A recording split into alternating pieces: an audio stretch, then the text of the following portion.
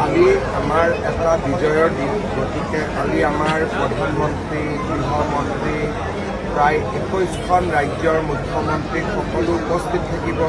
কালি BJP আৰু NDA পৰিয়ালৰ বাবে এটা ডাঙৰ দিন, কাৰণ পশ্চিমবংগত বিজেপি অহাৰ লগে লগে পূৰ্বাঞ্চল আৰু উত্তৰ পূৰ্বাঞ্চল এই সমগ্ৰ অঞ্চলটো বিজেপিৰ মুখ্যমন্ত্ৰী এতিয়া দেখা পোৱা যাব বা NDAৰ মুখ্যমন্ত্ৰী দেখা পোৱা যাব।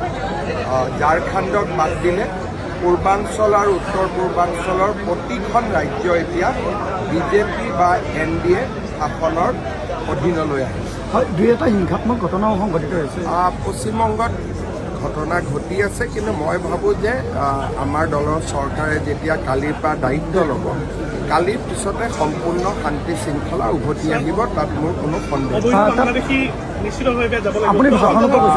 যোৱাটো এটা টান কাম।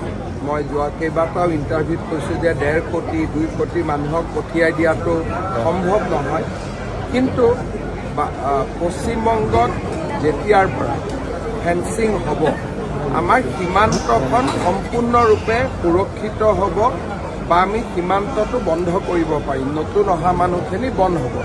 তাৰপিছত আমি ভিতৰত থকা মানুহ কিমান খেদিব পাৰোঁ, সেইটো এটা দ্বিতীয় প্ৰচেষ্টা।